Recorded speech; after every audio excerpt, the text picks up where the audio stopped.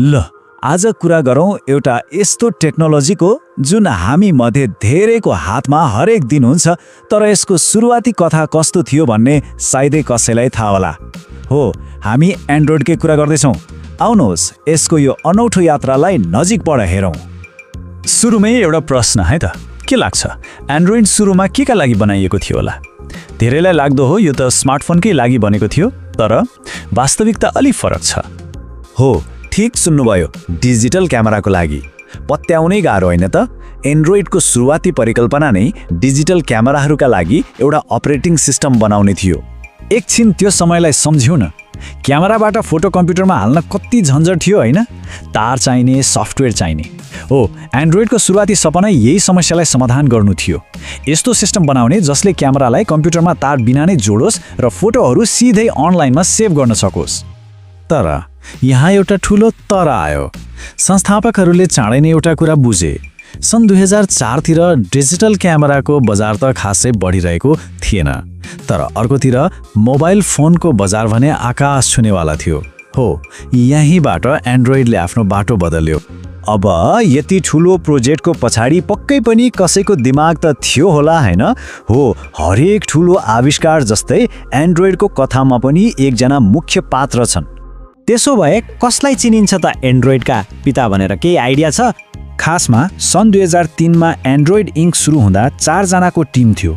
Writ minor, निक seers, एन्डी Rubin अनि Chris white. तर यो टिममा एकजनाको नाम सबैभन्दा बढी चम्क्यो। ओ, एन्डी रुबिन।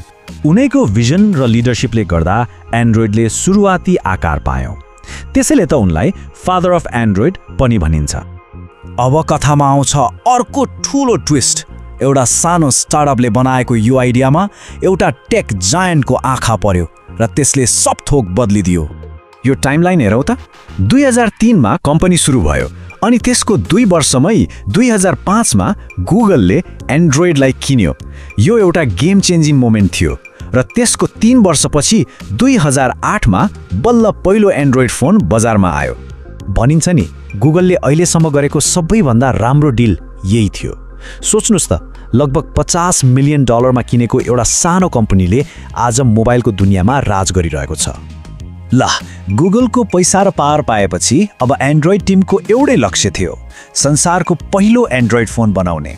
अब कुरा गरौँ त्यही ऐतिहासिक फोनको जसले सबथोक सुरु गर्यो। अब फेरि अर्को प्रश्न, संसारको सबैभन्दा पहिलो एन्ड्रोइड फोन कुन थियो होला? यहाँ केही अप्सनहरू छन्। सबै चर्चित फोनहरू हुन्। Samsung galaxy S, nexus 1, HTC One अनि टी-मोबाइल G1। कुन होला त पहिलो? र त्यो ऐतिहासिक फोन थियो टी-मोबाइल G1, जसलाई HTC ड्रिम पनि भनिन्छ। सन् 2008 मा आएको यो फोन आफ्नो स्लाइड आउट किबोर्ड र एन्ड्रोइडको पहिलो भर्जनसँगै मोबाइलको दुनियाँमा एउटा नयाँ युगको सुरुवात थियो। त्यो एउटा फोनबाट सुरु भएको यात्रा आज अर्बौं डिभाइससम्म पुगिसक्यो। साँच्चै एउटा सानो आइडियाले कसरी संसार बदल्न सक्छ भन्ने यो एउटा गजबको उदाहरण हो। क्यामेराको लागि भनेर सुरु भएको एउटा अपरेटिङ सिस्टम आज संसारको सबैभन्दा लोकप्रिय मोबाइल अपरेटिङ सिस्टम बनेको छ। यो यात्राको सार यही हो। कस्तो अचम्मको रूपान्तरण। अब जाँदा जाँदै एउटा कुरा सोचौँ न, यदि त्यो बेला एन्ड्रोइडका संस्थापकहरूले आफ्नो बाटो नबदलेको भए र एन्ड्रोइड क्यामेरामा मात्रै सीमित भएको भए आज हामीले चलाउने मोबाइल फोनहरू कस्ता हुन्थ्यो होलान्? सोच्न लायक कुरा छ है।